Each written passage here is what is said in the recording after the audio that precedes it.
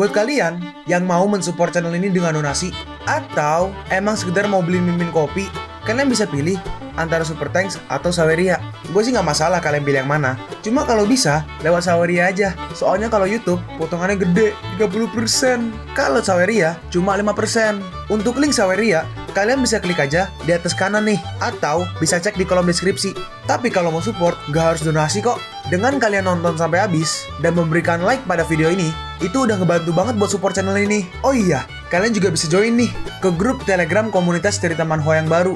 Untuk linknya, gue tampilin di layar ya. Tapi kalau malas ngetik, cek aja kolom deskripsi. Di sana, kalian bisa sharing nih topik seputar manhwa dan kawan-kawan, dan juga ketemu teman baru. Kalau mau info terbaru dari Mimin, misalnya upload kapan atau misalnya ada telat upload, Mimin pasti akan langsung infokan di Telegram. Makanya, jangan lupa join ya. Gak perlu berlama-lama lagi, kita mulai aja ceritanya. Bagaimana dengan pengiriman? Bukankah pekerjaan daftar hitam hanya membunuh orang? Kami benar-benar gak memiliki bisnis di hal lain, tapi kami memiliki satu hal, dan itu adalah status dewa, status di istana Potala. Liu Xia berkata, "Ayo, aku akan membawamu ke tempat yang menarik."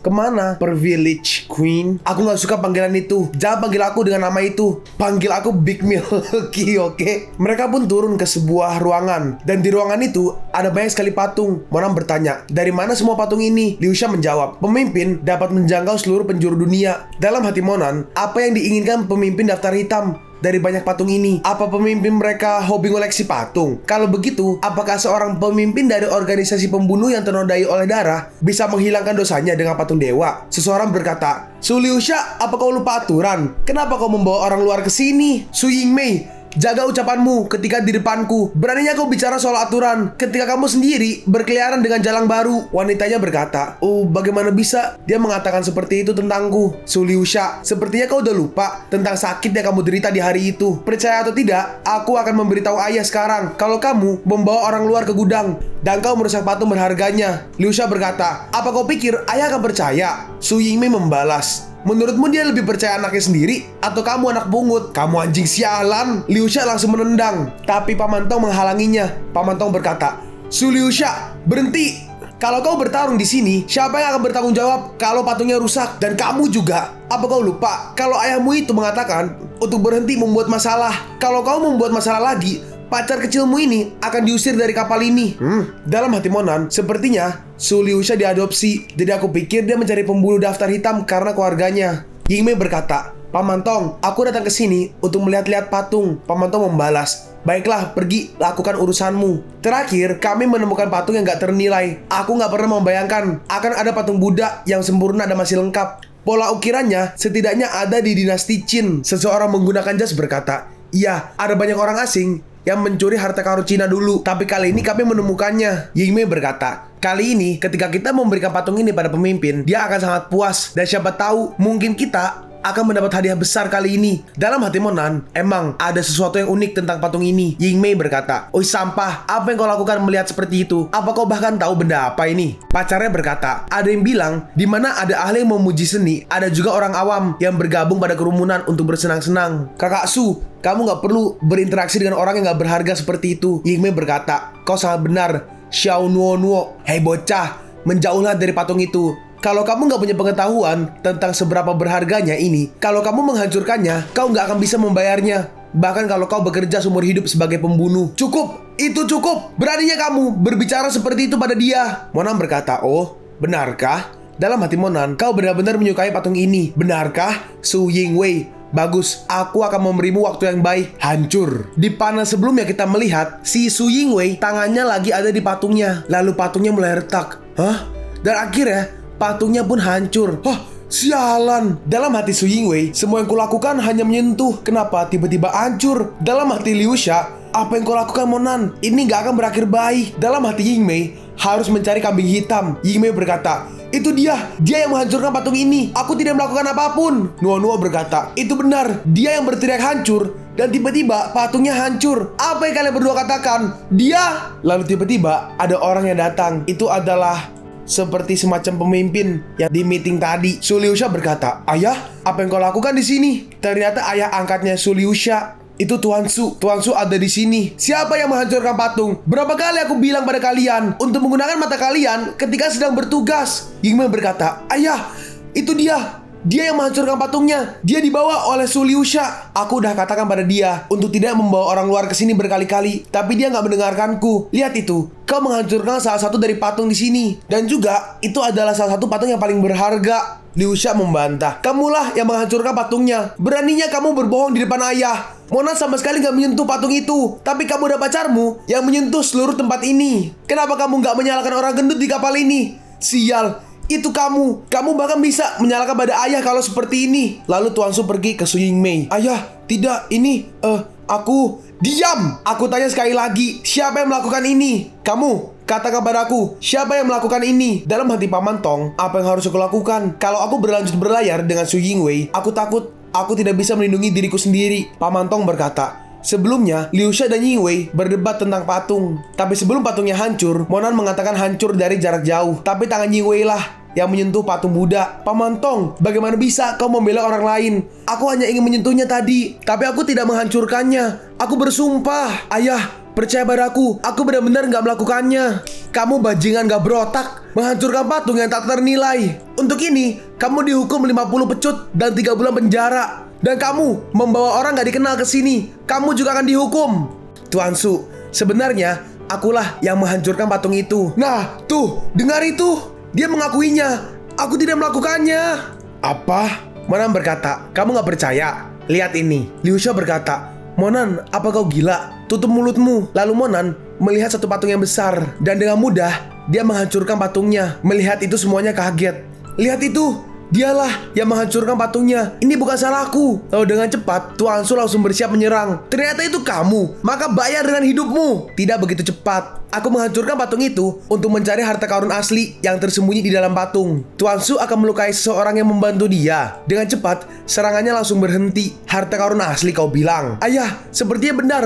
Ada sesuatu di dalam patung. Lihat apa yang kami temukan, Presiden. Saat dilihat, mungkinkah ini embrio dari naga batu? Tidak ada sesuatu seperti embrio. Kalau patung dewa didukung oleh dupa, banyak pengikutnya akan bersujud dan menyembah siang dan malam. Dan itu akan menjadi roh pada suatu saat. Yang ini baru aja lahir, jadi warnanya hitam. Tapi bahkan jika itu baru lahir, tetap memiliki kegunaan yang hebat. Dan kalau aku benar, Tuan Su mencari banyak patung untuk hal ini. Dalam hati Tuan Su, menarik. Bagus, bagus. Kerja bagus Monan. Liusha, kau punya mata yang bagus. Kau membawa anak muda yang hebat. Dalam hati Yingmei, sialan Monan, kau tahu ada harta karun di dalamnya. Tetapi kau menungguku ditampar. Sebelum kau mengaku, ini jelas-jelas sengaja. Tuan Su berkata, kamu baru aja di sini, tapi kamu udah menunjukkan nilaimu. Luar biasa Monan. Coba lihat, apa ada harta karun lain di sini? Kau mendapat izinku untuk menghancurkan mereka semua. Monan berkata, maaf, tapi kekuatan kultivasiku terbatas. Hanya bisa menggunakan kemampuan itu beberapa kali. Aku perlu istirahat beberapa hari untuk mengisi tenaga. Jadi gak mungkin untuk melakukannya lagi sekarang. Dalam hati Monan, mau membuatku kerja secara gratis? Gak mungkin. Tuan Su berkata, kalau begitu kamu harus istirahat. Gak perlu melakukan tugasmu. Istirahat aja di ruanganmu. Aku juga akan membawamu ke istana Potala. Ketika waktunya datang, kau harus menunjukkan kemampuanmu di sana. Kalau begitu, terima kasih atas kebaikanmu Tuan Su. Dalam hati Yingmei, Monan bukan. Kau macam-macam dengan orang yang salah. Tunggu aja kau. Lalu keesokan harinya, semuanya keluar. Paman Tong berkata, aku akan mengambil 3 orang untuk tetap di kapal. Dan sisanya akan ke pantai. Orang bermarga maju. Mari sini. Xiaomai, Xiaoqiro. Xiaomai kali. Xiaomai, Xiaoqiro. Baik. Honghuo. Honghuo. Honghuo. Nama macam apa itu? Konyol sekali. Lao Shu berkata, oi, dia memanggilmu. Cepat jawab dia. Aku memintamu untuk membantuku memikirkan nama. Dan kau memberiku ini. Cukup. Xiaomai dan Honghuo. Kalian bertiga bertugas untuk menjaga sekitar kapal. Lalu mereka pun berjaga di kapal. Lao Chu berkata, jadi bagaimana dengan nama barumu? Kamu suka? Itu cukup mudah untuk diingat kan? Aku ini jenius dalam memberi nama. Bagaimanapun, kita akan menjadi duo yang paling mematikan di daftar hitam. Membunuh dewa dan membantai pahlawan. Monan, kau sangat bahagia kan? Nggak perlu berterima kasih padaku. Monan cuma diem. Seseorang datang dan berkata, wah, gendut kecil kami udah membuat duo. Apa aku harus memanggilmu gendut besar sekarang? Lao Chu berkata, hus, kau bodoh. Jangan memanggilku seperti itu. Nanti orang-orang akan mengira aku penjual roti. Shh, kalian berdua, apa kalian mendengar suara itu? Hah? Suara? Monan berkata, Kalian, aku bisa melihat pergerakan di air. Sial, ada begitu banyak ikan di sini. Kalau aku gagal masuk ke daftar hitam, aku masih bisa kaya dengan mancing di sini. Tapi tunggu, ikan-ikan ini gak kelihatan normal. Mereka sangat kuat. Lalu Liu Sha keluar. Kenapa kau bengong? Mereka itu musuh. Dengan cepat, Liu Sha langsung lompat. Lao Chu berkata, siapa yang punya keberanian menyerang kapal kita?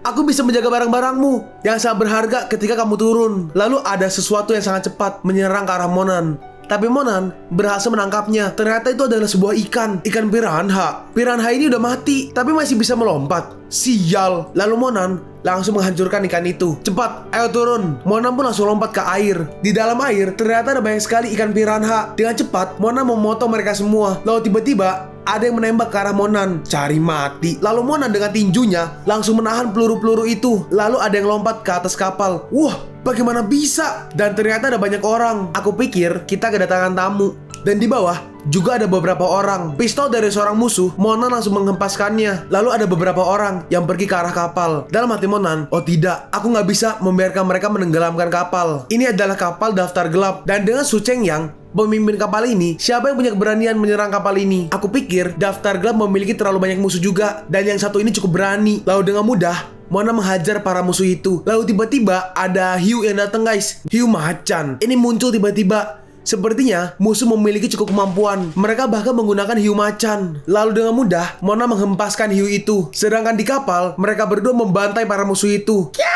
Di sini terlihat Nuo Nuo tercemplung ke air. Lao Chu berkata, Kakak Ma, kamu tetap di atas sini. Aku akan turun ke bawah dan menyelamatkan yang lainnya. Karena hempasan Monan, hiu itu naik ke atas kapal. Oh sial, ada hiu di bawah sana. Tapi untungnya udah mati. Kakak Ma, gimana kalau kamu aja yang turun ke bawah? Aku akan tetap di sini.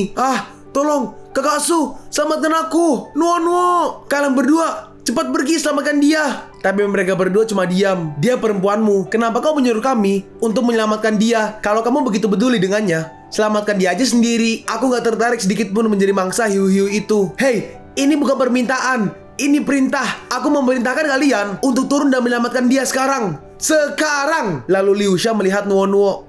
Tolong. Dengan cepat Liu Sha pergi ke arahnya. Ying Mei berkata, seseorang, selamatkan dia cepat, dia tenggelam. Lao Chu berkata, Monan belum kembali. Aku takut dia. Kalian berdua bersihkan geladak. Baik. Di laut masih banyak sekali ikan. Kita kehilangan teman dan saudara yang baik hari ini. Aku harap aku bisa menghentikan dia turun ke bawah. Bentar, guys, lihat. Itu Hong Huo. Dia keluar dari air bersama dua perempuan. Sepertinya dia berhasil menyelamatkan mereka. Nah, kerja bagus. Aku tahu kamu gak akan mati dengan mudah. Ayo naik. Mereka bertiga pun sampai di kapal. Lao Chu berkata, Monan, kau terlalu hebat. Bukan hanya kau berhasil selamat, tapi kamu bahkan berhasil menyelamatkan kedua perempuan itu. Karena kekuatanmu udah setengah dariku, aku memutuskan untuk berhenti memperlakukanmu sebagai adikku dan mempromosikanmu sebagai pembantuku. Nuo, kau baik-baik aja. Syukurlah kalian semua baik-baik aja. Liu Sha berkata, ini kedua kalinya kau menyelamatkan hidupku. Aku pikir aku berhutang 2 kali padamu. Kalau kamu latihan lebih rajin, aku gak perlu menyelamatkanmu hari ini. Siapa orang-orang yang menyerang kita? Liu Sha menjelaskan, mereka dikenal sebagai 18 hantu air. Mereka juga anggota daftar gelap kami. Mereka bisa berenang lebih cepat dari ikan di bawah air. Mereka bisa menyelam di bawah air selama 3 jam tanpa bantuan peralatan oksigen apapun. Dan mereka juga memiliki kemampuan untuk mengendalikan ikan mati. Bukankah itu berarti kita membunuh salah satu dari kita sendiri? Apa ini tes untuk para magang untuk menjadi anggota? Kakak Ma berkata, ada begitu banyak orang mati. Apa itu masuk akal untuk jadi tes? Tutup mulutmu. Pertemuan di Istana Potala selanjutnya sangatlah penting dan banyak orang bertarung untuk mendapatkan hak bergabung. Dan karena kita berada di atas pertemuan ini dengan koleksi patung kita, jadi itulah kenapa mereka menargetkan kami. Lao Chu bertanya, Monan, berapa banyak yang kau bunuh di bawah air? Monan menjawab, 11. Meskipun aku berhasil melukai yang ke-12 dengan sangat serius, tapi dia berhasil kabur. Dalam hati mereka berdua, dia membunuh 11 anggota daftar gelap sendirian. Segitu banyak. Sepertinya kali ini 18 hantu air akan dihapuskan dari daftar gelap untuk selamanya. Aku gak pernah menduga bahkan anggota resmi yang dipersenjatai dengan baik gak bisa mengalahkan mereka. Bagaimanapun mereka udah dihabisi olehmu hari ini. Ying Mei berkata, cuma kamu membunuh 11 dari mereka? Hahaha, jangan bercanda. Lao Chu berkata, beraninya kau bilang begitu. Kamu bahkan gak berani untuk turun ke bawah air dan menyelamatkan pacarmu. Saudaraku ini menyelamatkan hidupnya, dan ini perilakumu padanya. Ying Mei berkata, kau menyelamatkan hidup Xing Shuo untuk uang kan? Katakan berapa uang yang kau mau, aku akan membayarnya. Ying Wei, terima kasih, kamu sangat baik padaku. Lao Chu berkata, Apa kau gila, hah? Dia nggak melakukan apapun dan kau berterima kasih pada dia. Nuo membalas, itu bukan urusanmu. Apa kau nggak bisa melihat bahwa Yingwei membayar dia untukku? Nggak perlu, aku hanya menyelamatkan Su Liuxia. Aku menyelamatkan dia, cuma kebetulan aja. Jangan berikan omong kosong. Katakan aja 1 juta atau 2 juta, kami gak ingin berhutang padamu. Pergilah. Kalau aku tahu kamu akan bertingkah gak tahu malu seperti ini, aku udah membiarkan dia mati di bawah sana. Yingwei, saudarimu jahat padaku. Yingmei berkata, cukup, itu bukan urusanmu. Tapi si Nuo adalah pacarku. Jangan pernah berpikir untuk menyentuhnya. Apa kau pikir itu terlalu kecil? Bagaimana dengan 10 juta? Berikan aku 100 miliar kalau kau bisa. 10 juta? Apa urusannya jadi kaya? Kamu cuma serigala bersama dengan jalang yang gak tahu terima kasih. Nuo berkata, tunggu, kenapa kau memberi dia begitu banyak uang? Dia menyentuh pinggangku di air. Apa kau bisa membayangkan betapa gak nyamannya aku? Dia udah cukup beruntung. Aku tidak meminta dia untuk membayarku. Yang modelan begini bunuh aja gak sih? Pengen gue tonjok rasanya. Woi jalang, dengarkan aku. Kalau kau menghina dia lagi, aku akan membuatmu jadi makanan hiu sekarang. Cukup, hentikan semua ini. Kita semua lelah. Ayo masuk ke dalam. Tetap waspada. Kita akan sampai di darat dalam 3 jam. Monan, aku minta maaf. Jangan khawatir. Aku gak peduli dengan mereka. Bagaimanapun, itu gak pantas untuk waktuku. Tapi kenapa ayahmu gak muncul setelah insiden besar ini terjadi? Iya, Presiden Su terlalu tenang dalam situasi seperti ini.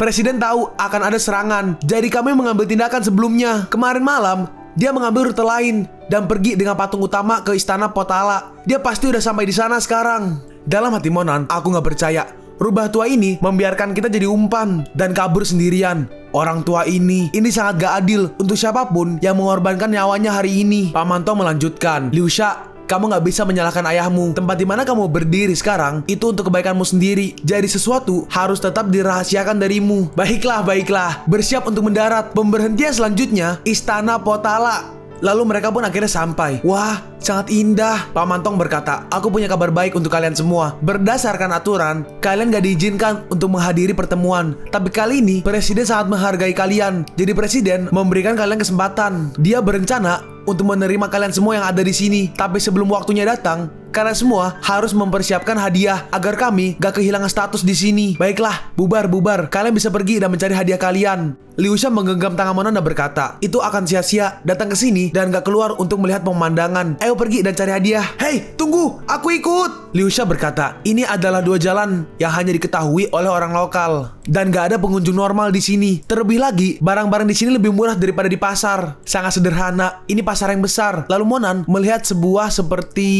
tanduk kali ya. Si nenek penjual berkata, apa kau melihat sesuatu yang menarik anak muda? Berapa harga barang ini? 3.366 yuan. Laucu berkata, Nek, bicara yang masuk akal. Aku gak percaya kamu menjual tanduk ini semahal itu. Yang padahal harganya gak lebih dari 1.000 yuan. Itu ditinggalkan oleh Paula untukku. Itu berharga. Laucu bertanya, Paula, siapa itu? Liuxia berkata, aku pikir yang dia maksud adalah neneknya. Monan berkata, oke, aku beli. Laucu bertanya, Monan, apa kau melihat harta karun? Melihat kamu gak ragu-ragu membelinya, apa ada emas tersembunyi di sana? Monan menjawab, tidak. Hanya saja melihat dia mendirikan toko di umur yang sangat tua, di mana dia seharusnya beristirahat, hidup pasti gak mudah baginya. Jadi aku tidak menawar. Dalam hati Liuxia, jujur aja, orang ini punya terlalu banyak uang untuk dihabiskan. Lalu ini tangannya Liuxia mungkin ya. Liuxia berkata, lihat orang-orang di sana, mereka menjual patung-patung di sana. Ayo pergi dan lihat. Kalau kau bisa dapat 1, itu akan jadi hadiah yang bagus. Si penjual berkata, mereka adalah patung Buddha 3 uang terakhir dari kuil lama. Ini kesempatan bagus untuk mendapatkan karma. Satunya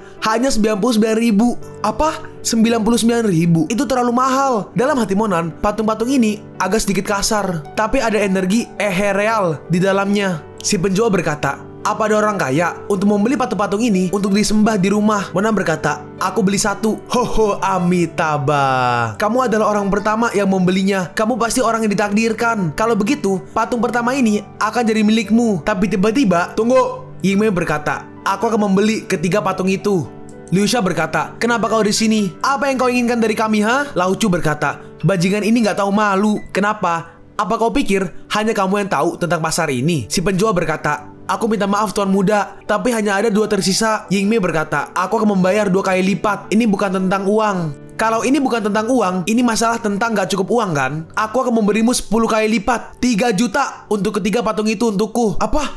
3 juta? Itu gila. Kalian pun sampai di penghujung video ini. Kalian mau tahu lanjutan chapter ini? Atau manhwa menarik lainnya? Makanya, jangan lupa subscribe biar kalian gak ketinggalan kalau gue upload video baru. Jangan lupa like, komen, dan share ke teman-teman kalian supaya channel ini bisa lebih berkembang ke depannya. Segitu dulu dari video cerita manhwa. Gua Sabik undur diri. See you on the next video. Zaijian!